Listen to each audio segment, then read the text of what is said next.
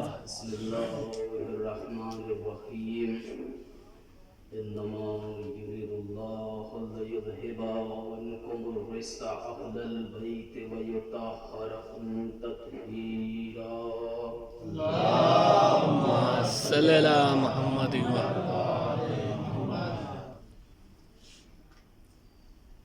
قرآن مجید جس پہ کوئی شک نہیں ہے کہ یہ کلام خدا نہیں ہے. ان تمام سوروں میں قرآنی آیتوں میں اللہ اشرف المخلوقات، چرند پرند، حیوانات، ہر ایک باتوں کا ذکر قرآن مجید میں کیا گیا ہے.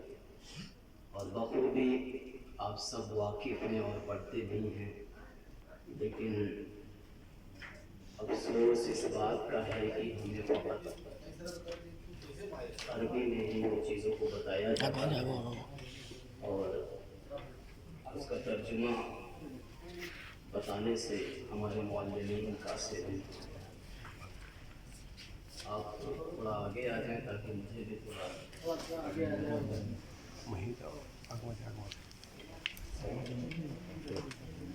نعرہ صلوات. اللہم صلی اللہ. آپ لوگ بزرگ میں ٹیک لگائے رکھو. نعرہ صلوات. اللہم صلی اللہ محمد. عزیزوں، آج کی جو مجلس ہے وہ عنوان اربعین سید الشہداء علیہ السلام ہے، اور آپ سب خصوصی اس چیز کے لیے اس مجلس میں شریک ہوئے اور باقاعدہ پوری بیداری سے اس مجلس کو آپ سماعت کریے گا. انشاءاللہ جب آپ اس مجلس سے اٹھیں گے تو کچھ لے کے اٹھیں گے. صلوات پڑھ دیں محمد.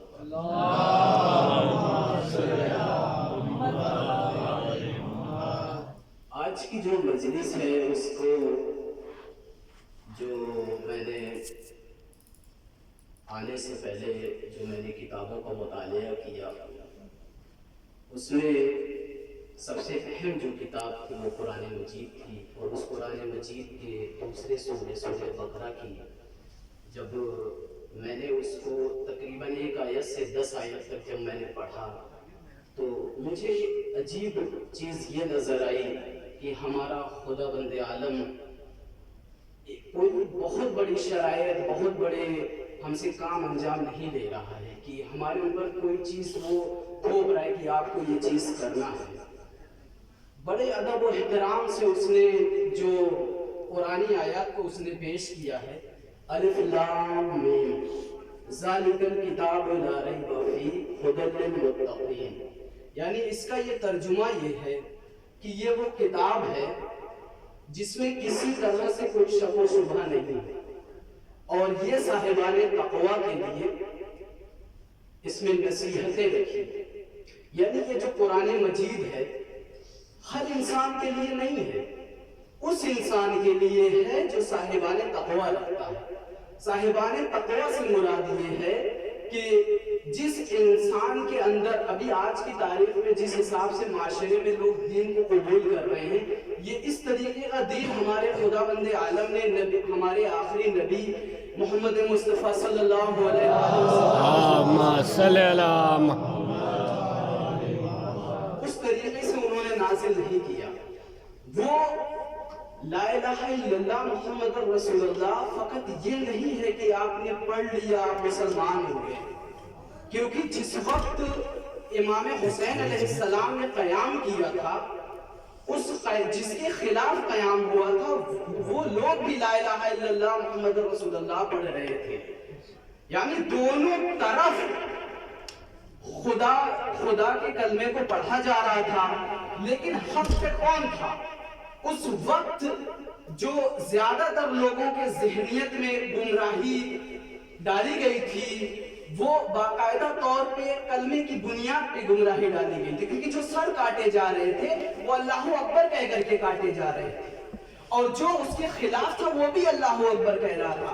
اس وقت جس طریقے سے انسانیت کو گمراہ کیا جا رہا تھا، لوگ بالکل ایک الگ طریقے سے کنفیوز تھے، وہ سمجھ نہیں رہے تھے کہ ہمیں کون سا راستہ اختیار کرنا ہے۔ عزیزو، قرآن مجید کو جب میں نے سورہ بقرہ کی آیت کو میں نے پڑھا، اس میں باقاعدہ خدا بند عالم نے ایک مختصر سی اپنی شرائط کو رکھا ہے۔ شرائط یہ رکھا ہے اپنے نبی کے ذریعے سے، جس قرآن کو عوام کے درمیان نازل کیا گیا، انہوں نے کہا کہ یہ قرآن مجید ہے، یہ اللہ کا کلام ہے، اس میں کوئی شک و شبہ نہیں ہے، یہ صاحبان تقویٰ کے لیے ہدایت کا راستہ ہے۔ پھر اس کے بعد جو انہوں نے جب میں نے دوسری آیت پڑھی، الذین یؤمنون بالغیب ویقیمون الصلاۃ ومما رزقناہم ینفقون، جو غیب پر ایمان رکھتے ہیں، یعنی اللہ پر جن کا ایمان ہے اور جو پابندی کے ساتھ نماز کو قائم کرتے ہیں۔ نماز کو قائم کرنے کے بعد اللہ نے جو کچھ بھی ان کو رزق دیا ہے، جو کچھ بھی دیا ہے، اس میں سے وہ اللہ کے نام پہ خرچ کرتے ہیں۔ پہلی شرائط اللہ نے کیا رکھی؟ قرآن مجید۔ دوسری شرائط ہے نماز اور زکوٰۃ۔ اب تیسری جو شرائط اللہ نے رکھی ہے، والذین یؤمنون بما انزل الیک ومما انزل من قبلک وبالآخرۃ هم یوقنون، اور ان تمام باتوں پر ہم ایمان رکھتے ہیں جنہیں اے رسول ہم نے آپ پر نازل کیا ہے اور جو آپ سے پہلے نازل کی گئی ہے، اور آخرت پر بھی یقین رکھتے ہیں۔ یعنی قرآن مجید فقط ہمارے آخری نبی کا ذکر نہیں کر رہا، ان سے پہلے جو 1,23,999 نبی اس دنیا میں تشریف لا چکے ہیں، ان کے بارے میں بھی بتا رہا ہے ہمارا خدا۔ وہ یہ بتا رہا ہے کہ فقط یعنی اے محمد آپ کی باتوں کو نہیں رکھنا، آپ ہی کی باتوں پہ ایمان نہیں رکھنا، یعنی جو ہم سے پہلے یعنی آپ سے پہلے جن نبیوں کا نزول ہم نے کیا ہے، ان نبی پہ بھی ایمان رکھنا۔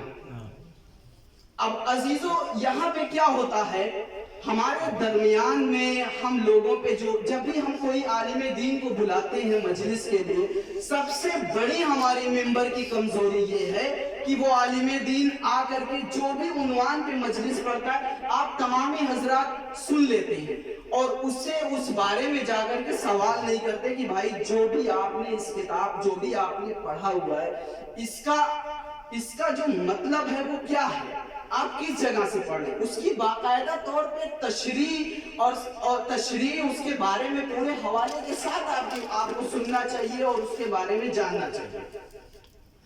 عزیزو، آج ہم جتنے بھی حضرات ہیں سب الگ الگ جگہ سے تشریف لائے ہوئے ہیں، پتہ نہیں کس مشقت سے کس ذریعے سے یہاں پہ آئے ہوئے ہیں، آپ نے چھٹی لی ہوئی ہے، لیکن ہمارا سب سے بڑی کمزوری آج معاشرے میں یہ ہے کہ ہمارا جو دین جو کہ رسول خدا صلی اللہ علیہ وآلہ وسلم کے ذریعے سے اللہم صلی علی محمد وآل محمد، اللہم صلی علی محمد وآل محمد، جو ہم تک دین ہم سمجھنے بڑی آسانی سے پہنچ گیا، بڑی آسانی سے۔ آج مسجدیں آباد ہیں، نمازیں قائم ہیں، مجلسیں ہو رہی ہیں، عزاداری ہو رہی ہے، سب کچھ ہو رہا ہے، لیکن عزیزو اس کے پیچھے کی جو قربانی ہے ہمیں اس کو بھی خیال رکھنا پڑے گا۔ آخر کیا اس کے پیچھے قربانی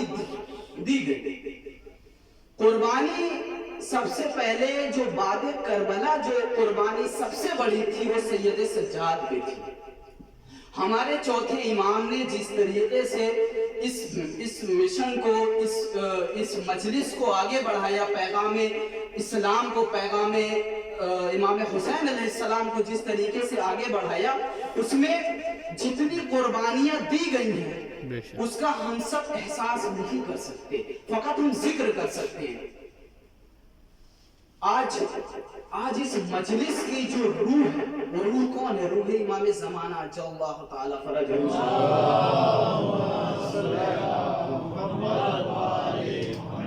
آج امام زمانہ علیہ السلام کو جس طریقے سے مجلس کے اختتام میں رکھ دیا گیا، یعنی ہماری مجلس تمام ہوتی ہے، فقط ہم یہ کہہ دیتے ہیں کہ امام زمانہ عجل اللہ تعالی فرجہ کے شریف کے ظہور میں تاجیل عنایت فرما۔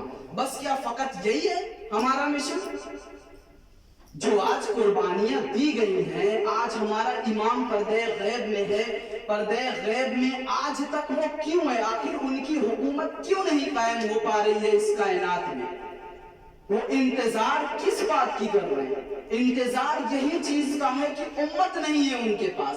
اگر آج امت ہو جائے تو آج وہ قیام کر کے حکومت اسلام کی بنیاد رکھ کر کے جو اسلامی حکومت ہے، جس طریقے سے امام علی علیہ السلام کی حکومت 4 سال کچھ مہینے کوفے سے انہوں نے شروع کی تھی، وہ آج بھی ہو سکتی ہے کہ کسی بھی انسان کو نہ بھوکا رکھا، نہ کسی بھی مذہب، نہ ہی کسی چیز کو، نہ ہی چرند پرند حیوان جانور، کوئی بھی پریشان حال نہیں تھا امام علی علیہ السلام کی حکومت میں۔ آج وہی حکومت کا ہم سب انتظار کر رہے ہیں، لیکن ہم سب کو جس طریقے سے دوسرے روٹ پہ لگا دیا گیا، دوسرے طریقے پہ لگا دیا گیا، آخر ہمیں کون گمراہ کر رہا ہے؟ آخر ہمارے امام مہدی علیہ السلام کے ظہور میں اتنی تاخیر کیوں ہے؟ آج آپ جا کر کے دیکھیں لبنان میں حزب اللہ کس طریقے سے کام کر رہی ہے۔ کیا ہمارے درمیان جو بی بی جناب زینب سلام اللہ علیہا کا جو روضہ اقدس، جو مزار مقدس آج باقی ہے، وہ کیسے باقی ہے؟ ایسے ہی بچ گیا کہ ہم بیٹھ کر کے فقط دعا کرتے رہے اللہ پاک ہمارے مزارات کی حفاظت فرما؟ نہیں، ہمارے جو سید حسن نصر اللہ کی جو قیادت میں جو حزب اللہ کی بنیاد رکھی گئی، جو حزب اللہ نے جنگ کی ہے، وہاں پہ قربانیاں دی گئیں، تب جا کر کے جناب فاطمہ جناب زینب سلام اللہ علیہا کا روزہ بچایا گیا ہے۔ محمد وآل محمد۔ آج ہمارے درمیان میں جس طریقے سے تفرقہ بازی کی جا رہی ہے، ہمارے درمیان جس طریقے سے لوگوں کو گمراہ کیا جا رہا ہے، یہ آج ہم سب کو اس سے ہوشیار رہنے کی ضرورت ہے۔ ہمیں سنی شیعہ کے نام پہ لڑایا جا رہا ہے، جبکہ ہمارا کام ہے وحدت۔ ہمارے آیت اللہ سید علی سیستانی صاحب کا پیغام ہے کہ اہل سنت ہماری جان ہے۔ جب ہماری جان ہے تو ہم اپنی جان کے ساتھ کیسے غلط سلوک کر سکتے ہیں؟ آج ہم سب فقط نسب پرستی میں الجھے ہوئے ہیں۔ نسب پرستی کیا ہے؟ ہم فلاں کے لڑکے ہیں، ہم فلاں کے خاندان سے ہیں، ہم فلاں کے رہنے والے، ہمارے بابا، ہمارے اجداد، ہمارے گھر والے یہ تھے۔ کیا نسب پرستی سے ہمیں جنت مل جائے گی؟ ہمارے امام کہاں تک آئیں گے؟ ہمارے قبر میں اور محشر میں۔ برزخ کی تو کوئی بات ہی نہیں کر رہا۔ برزخ کیا ہے؟ برزخ اصل موضوع ہے، اصل مقام ہے، جہاں پہ ہمیں سب سے زیادہ ہماری جو بعد موت ہمیں سب سے زیادہ وہاں گزر کرنا ہے، ہماری زندگی سب سے زیادہ وہاں گزر بسر ہو۔ لیکن ہمیں اس چیز کو بتایا نہیں جاتا کہ کس طریقے سے وہاں پہ ہماری زندگی کو گزارنا ہے۔ عزیزوں، ہمیں جس طریقے سے مجلس میں آ گئے، بتا دیا گیا آپ روئیں، بے شک روئیں۔ رونے کا ایک طریقہ، رونے کے ساتھ ساتھ ہمیں عملی میدان میں بھی قدم رکھنا ہے۔ ہمیں عمل سب سے زیادہ ضروری ہے۔ فقط ہمیں صرف اپنی زبان سے جو ہم کہہ رہے ہیں وہ اسی پہ عمل سب سے زیادہ ضروری ہے۔ بس عزادارو، زیادہ زحمت نہ لے کر کے بس 20 منٹ، اس سے زیادہ اور میں نہیں پڑھوں گا۔ ربط مسائب کو مجھے بیان کرنا ہے، چند الفاظ اور صلوات پڑھ کر محمد والے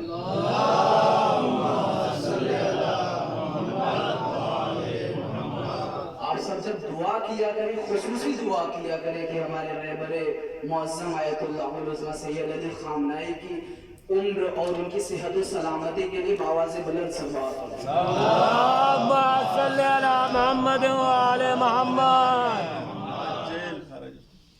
عزیزو، آج ہم اربعین سید الشہداء علیہ السلام کے عنوان سے ہم اس مجلس کو یہاں پہ جس بھی طریقے سے ہمیں پردیس میں ملا ہے، یہ اللہ کا شکر ہمیں ادا کرنا چاہیے۔ اور جن بھی حضرات نے جن بھی طریقے سے اس مقام کو ہمیں پردیس میں دیا ہے، ان کے حق میں آپ سب دعا کریں کہ وہ ہمیشہ ان کو صحت و سلامت اللہ رکھے۔ عزیزوں، ایک واقعہ یہ ہے کہ ایک عیسائی تھا،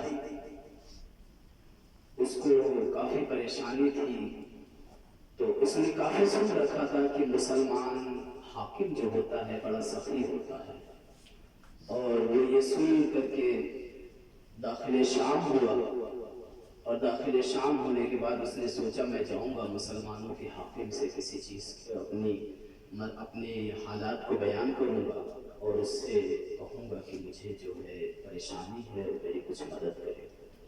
और यही सोच रहा था, यही कशमकश में था, तो उसने सोचा पहली मरतबा मैं जा रहा हूँ, मुझे भी कुछ तोहफा जो है उस हाकिम के लिए ले जाना चाहिए।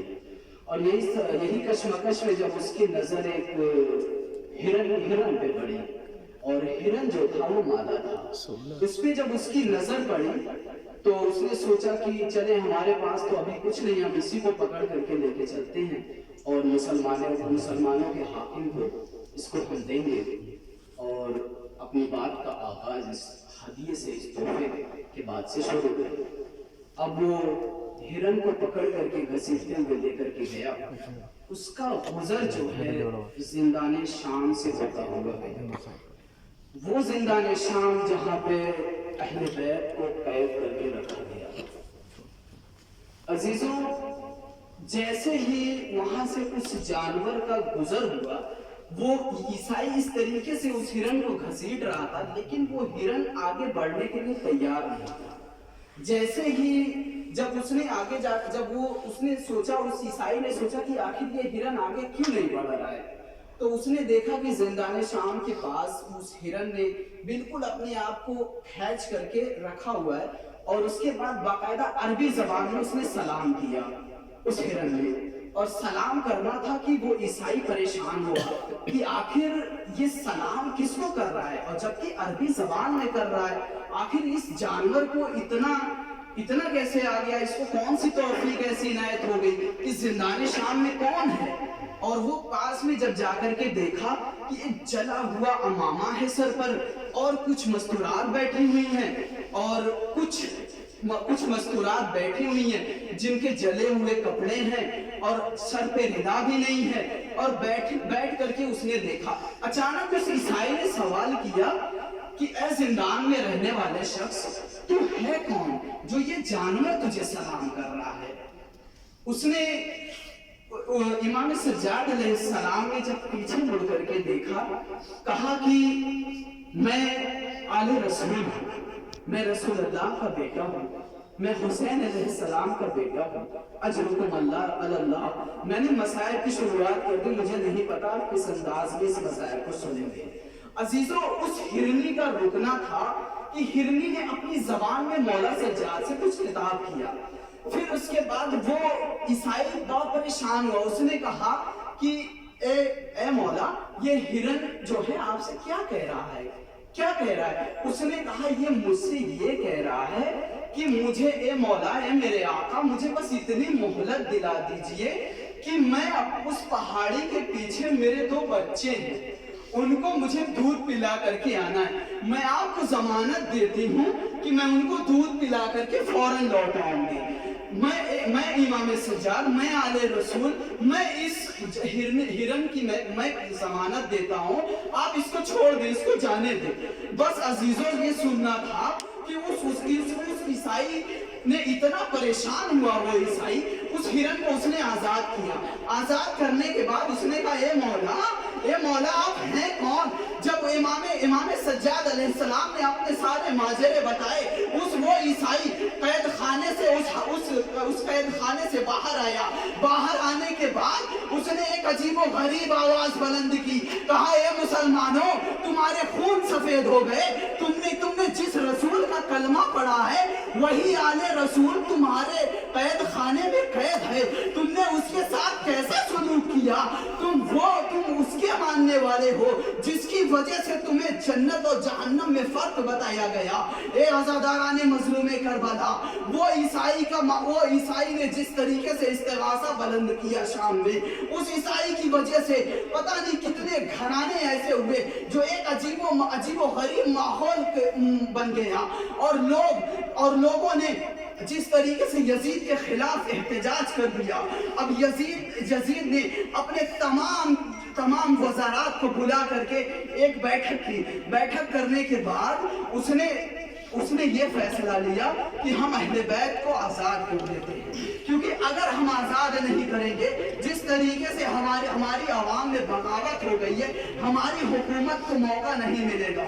बस ये अज़ादाराने मज़लूम करबला, यजीद का ये फैसला था कि उसने अपने एक सिपाही से इमाम सज्जाद को बुलाया। इमाम सज्जाद एक मर्तबा जनाबे ज़ैनब ने जब ये देखा कि यजीद ने जनाबे सज्जाद को बुलाया, एक मर्तबा जनाबे ज़ैनब को जलाल आया। जनाबे ज़ैनब का जलाल आना था।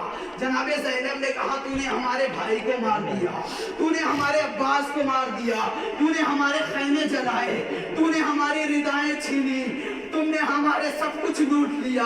बस ये आज़ादाराने मज़लूम करबला, जनाबे ज़ैनब ने जिस तरीके से इमाम सज्जाद अलैहिस्सलाम की क़यादत की है, बस जनाबे सज्जाद ने हाथों को जोड़ा, कहा, ए खुफी अम्मा, मुझे जाने दे, देख तो आओ क्या किस लिए मुझे बुलाया गया।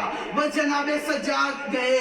यजीद ने कहा, ए सज्जाद, हम तुम्हें आज़ाद करना चाहते हैं, तुम चाहो तो मदीने चले जाओ, तुम चाहो तो यहीं रह जाओ, तुम चाहो तो करबला चले जाओ। बस एक मर्तबा जनाबे सज्जाद ने कहा, बादे करबला मैंने कभी अपना फैसला नहीं किया, मैं जब भी कोई बात करता हूँ अपनी फूफी से पूछ करके करता हूँ। बस एक मर्तबा उसने मोहलत ली। बस जनाबे ज़ैनब से उन्होंने कहा, ए फूफी अम्मा, हमें जो है यजीद ने आज़ाद कर दिया। बस उन्होंने शर्त रखी, कहा, जाओ यजीद से कह दो कि हमारी ये शर्त है, हमारी 3 शराइत है। पहले तो हमें एक ऐसा मकाम दे दे जहाँ पे हम अपने अज़ीज़ो अकारिब का मातम कर सकें, क्योंकि बादे करबला हम खुल करके रो नहीं पाए, हमने एक दूसरे को पुरसा नहीं दिया। बस एक मर्तबा इमाम सज्जाद आए, यजीद से कहा, मेरी कुछ शराइत है, मेरी शराइत ये है, मुझे एक मकाम दे दे। दूसरी शराइत ये है कि हमारे जो असबाब लूटे गए थे उन असबाब को वापस कर दे। बस और तीसरी शराइत ये है कि हमें जो है हमारे लिए अमारियों का इंतजाम कर दिया जाए। बस एक मर्तबा एक मकाम का इंतजाम किया गया, सारे जो असबाब लूटे गए थे वो वापस कर दिया। बस सारे असबाब का मिलना था कि सारे सामा चादरें सबको तकसीम की गई। बस एक मर्तबा एक छोटी सी चादर का आना था। जनाबे ज़ैनब ने उन छोटी सी चादर को लिया, कहा, ए सकीना, तुझे बहुत अरमान था बेटी, तुझे बहुत अरमान था, ए सकीना। बस उस चादर को लेकर के गई, जनाबे सकीना की कब्र पे रखा, कहा, ए सकीना, हम घर वापस जा रहे हैं, ए बेटी चलो, ए बेटी, ए सकीना। बस एक मर्तबा सारे मकाम सारी चीजों को खत्म किया गया। अमारियां तैयार हुई, अमारियों में हर एक बीबी शरीक हुई, हर एक बीबी बैठ गई। बस काफिला चला। एक मर्तबा जाबिर और अतिया जनाबे जाबिर जो रसूलुल्लाह के सहाबी थे, जब वहां पे करबला में पहुंचे ज़ियारत इमाम हुसैन के लिए, बस एक मर्तबा जो कि नाबीना हो चुके थे अज़ीज़ो अजरकुम अल्लाह, जब वो वहां पे पहुंचे तो अपने गुलाम से कहा, ए अतिया, यहाँ पे मेरे आका की कब्र कहाँ है। बस उन्होंने देखा, कहा कि यहाँ पे तो हमें पता नहीं चल रहा है, यहाँ पे कोई निशान नहीं है। बस उन्होंने कहा जाबिर ने कि अतिया, मुझे कब्रों के दरमियान में खड़ा कर दे, मैं अपने आका को पहचान लूंगा कि मेरे आका की कब्र कौन है। बस ये अजीजो जनाबे जाबिर जो कि नाबीना है, जिनको दिखाई नहीं देता, कब्रों के दरमियान में खड़े हुए, कहा, हे मेरे आका हुसैन, अस्सलामु अलैका या इब्न रसूल अल्लाह, अस्सलामु अलैका या इब्न रसूल अल्लाह। बस एक मर्तबा जवाब नहीं आया। कहा, ए रसूल अल्लाह, ए इब्न रसूल अल्लाह, मैं वही जाबिर हूँ जब बचपन में आप रसूल के कांधों पे खेला करते थे, तो जब मुझे देखते थे मुझे सीने से लगा लेते थे। मैं वही जाबिर हूँ जो आपकी कब्र कब्र की ज़ियारत के लिए आया हूँ। बस एक मर्तबा कब्र से आवाज आई, वालेकुम मेरे नाना के नबी जाबिर। बस आवाज का आना था। एक मर्तबा जाबिर ने कुछ आहटें महसूस की। जनाबे इमाम हुसैन की कब्र में ज़लज़ला आया। कहा ए जाबिर मेरी कब्र से तो दूर हो जा। कहा वजह क्या है? कहा ए जाबिर मेरी बहन ज़ैनब आ रही है, मेरा बेटा सज्जाद आ रहा है। ए जाबिर तू इस कब्र से दूर हो जा। बस एक मर्तबा जाबिर ने कहा मेरी आंखों में तो ना मैं नाबीनों में देख भी नहीं सकता, फिर मुझे क्यों? कहा जाबिर मेरी बहनें अभी जब मुझ पर गिरिया करेंगी, मुझ पर जब अपने आप को गिराएंगी, मैं नहीं चाहता कि कोई ना महरम की नजर पड़े। बस एक मर्तबा जनाबे ज़ैनब का काफिला आया। हर एक बीवी ने अपने आप को नाके से गिराया, नाके से गिराना था। वह हुसैना की आवाज़ें बुलंद हुई, वह हुसैना की आवाज़ें बुलंद हुई। एक मर्तबा जनाबे ज़ैनब जब इमाम हुसैन की कब्र के करीब पहुंची, कहा ए भाई मैं बहुत शर्मिंदा हूँ, जो तूने वसीयत की थी उस तेरी वसीयत को शाम में मैं छोड़ आई हूँ। ए मेरे भाई बस एक मर्तबा इमाम हुसैन की आवाज अल्लाह कब्र से आवाज आई। कहा ए बहन ज़ैनब मैंने सारे मंजर को देखा, मैंने सब कुछ देखा, तूने किस तरह से इस कलाम को रखा। बस एक मर्तबा इमाम सज्जाद ने अपने ऊपर मसाइब को बयान किया। बयान करना था कि एक मर्तबा करबला की जमीन में ज़लज़ला आया। ज़लज़ला आना था कि आज़ादाराने मसले में करबला।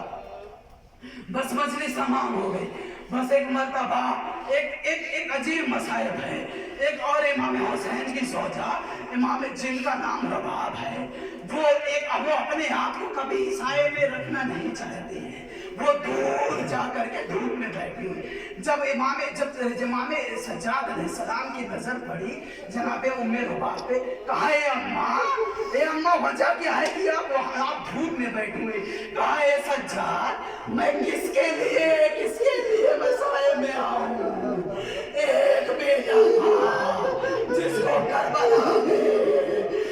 करबला में और मुला ने शहीद किया। एक बेटी को मैं शाम में छोड़ करके आई। अल्लाह लानतुल्लाह अलैहि वसल्लम।